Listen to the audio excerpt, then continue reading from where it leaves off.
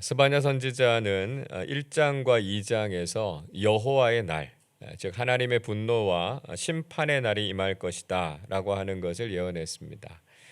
세상의 모든 민족들이 수치를 모르고 또 하나님 앞에서 죄악을 행했기 때문에 하나님께서 임하셔서 심판하실 수밖에 없다라고 하는 말씀을 하신 것이죠.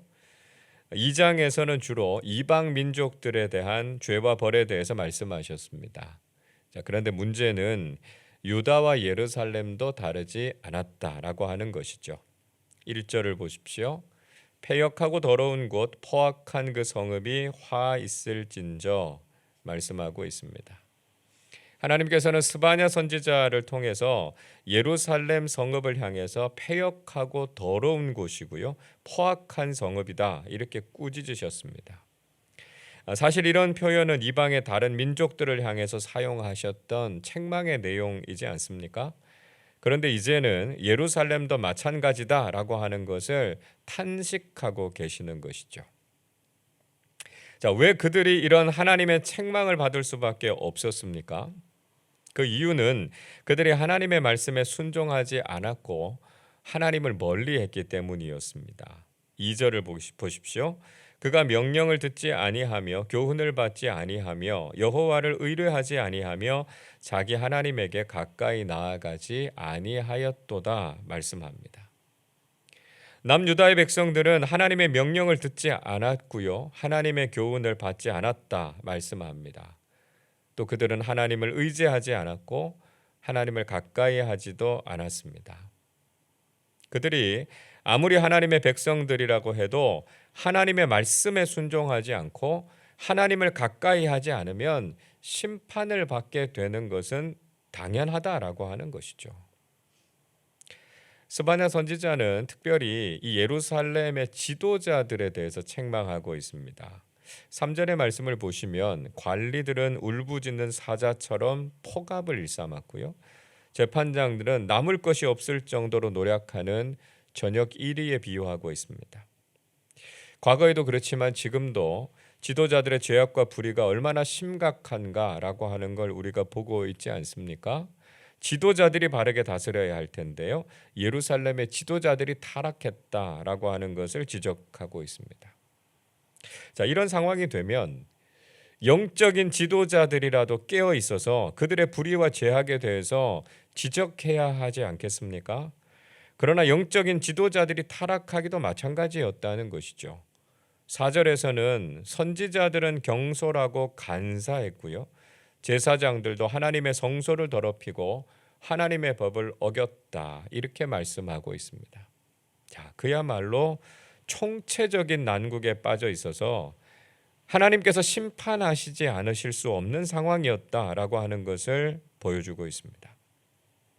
자, 그런데 중요한 것은 그런 예루살렘을 하나님께서는 쉽게 떠나시거나 포기하지 않으셨다라고 하는 것입니다. 우리 5절 말씀을 같이 읽겠습니다. 그 가운데에 계시는 여호와는 의로우사 불의를 행하지 아니하시고 아침마다 빠짐없이 자기의 공의를 비추시거늘 불의한 자는 수치를 알지 못하는도다. 여호와 하나님께서는 여전히 그 백성들 가운데 계셨습니다.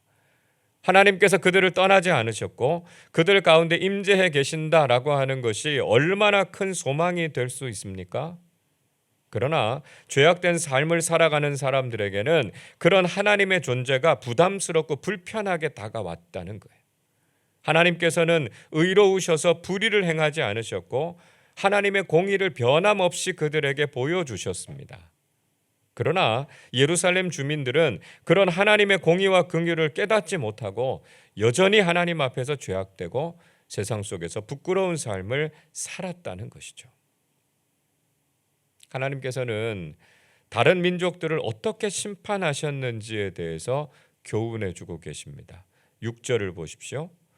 내가 여러 나라를 끊어버렸으므로 그들의 망대가 파괴되었고 내가 그들의 거리를 비게 하여 지나는 자가 없게 하였으므로 그들의 모든 성읍이 황폐하며 사람이 없으며 거주할 자가 없게 되었느니라 말씀하고 있습니다.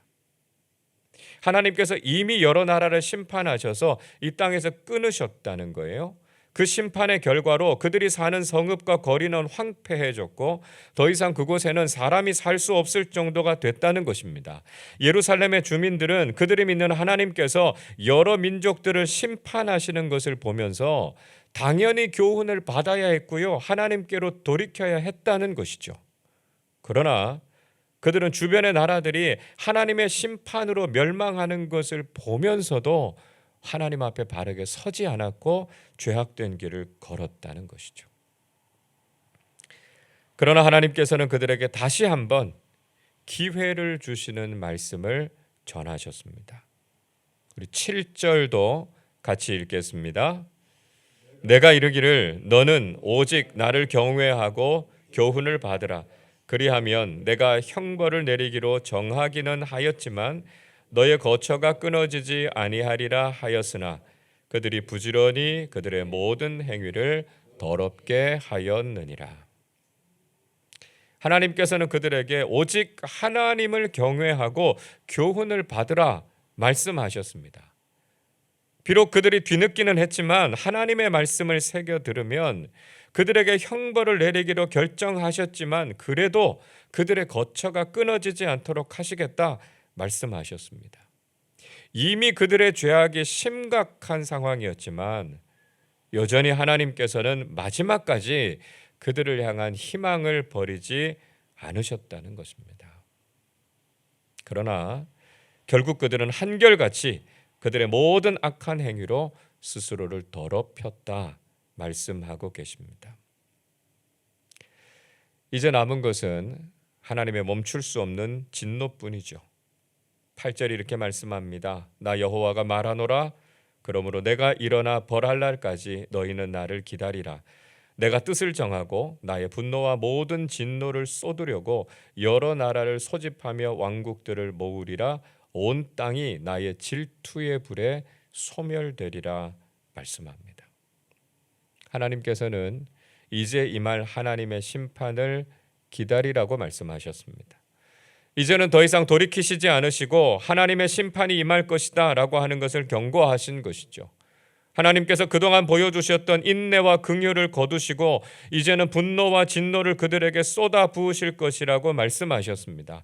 유다를 포함해서 여러 나라들을 다 모으셔서 결국은 온 땅에 하나님의 질투의 불, 즉 진노와 심판의 불길로 소멸하시겠다 말씀하셨습니다.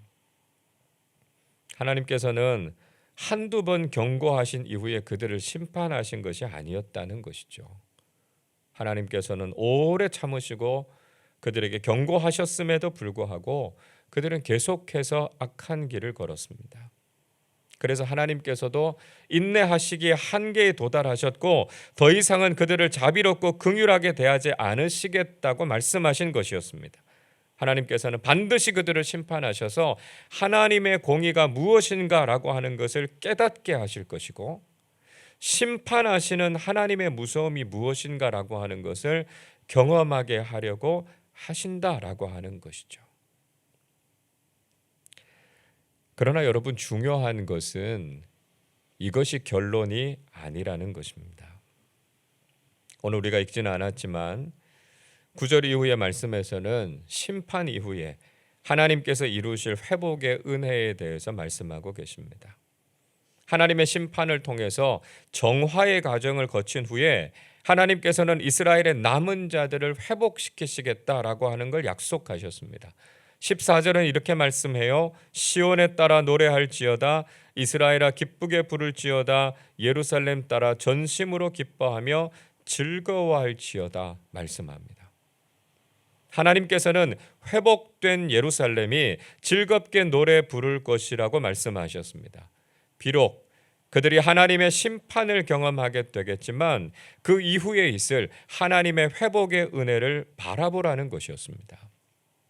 더 나아가서 스바냐 선지자는 하나님께서 주실 구원과 하나님의 기쁨이 될 그들의 모습에 대해서 노래하고 있습니다. 이후에 나오는 17절은 이렇게 말씀하지요.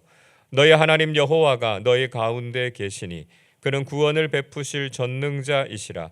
그가 너로 말미암아 기쁨을 이기지 못하시며 너를 잠잠히 사랑하시며 너로 말미암아 즐거이 부르며 기뻐하시리라 하리라 말씀합니다.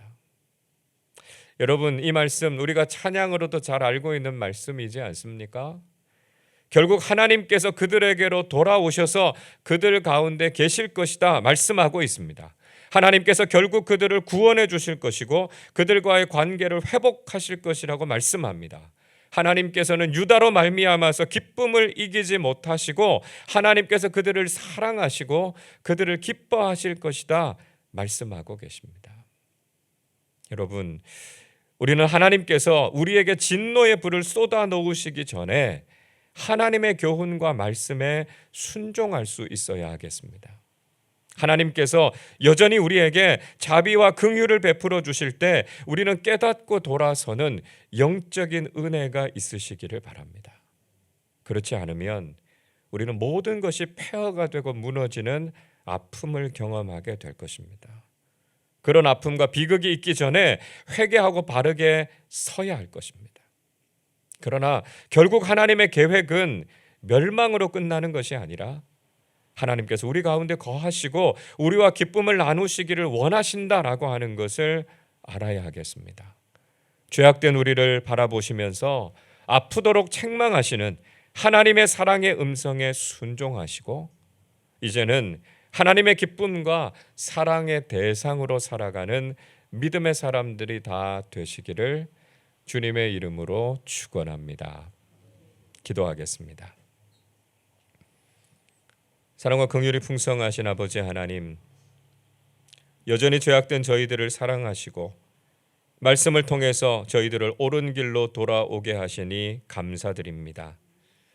남유다와 예루살렘의 주민들처럼 끝까지 하나님의 말씀을 듣지 않다가 멸망하지 않게 하시고 하나님의 교훈과 책망을 귀담아 듣고 회개하고 돌이킬 수 있는 영적인 지혜를 허락해 주옵소서. 오늘도 우리의 삶을 바라보시면서 안타까워하시는 주님의 음성을 듣게 하시고 우리가 죄악된 길을 떠나서 하나님을 경외하고 하나님의 말씀에 순종하는 삶을 살게 해 주옵소서. 우리의 삶 속에서 하나님의 구원의 은총을 경험하게 하시고 하나님 안에서 기뻐하며 즐거워하는 신앙생활을 회복하게 해 주옵소서. 오늘도 믿음 안에서 하루를 시작합니다. 하나님의 선하신 계획과 아름다운 일들이 우리의 삶과 가정 속에 넘쳐나게 해 주옵소서. 감사드리며 우리 주님 예수 그리스도의 이름으로 기도하옵나이다. 아멘.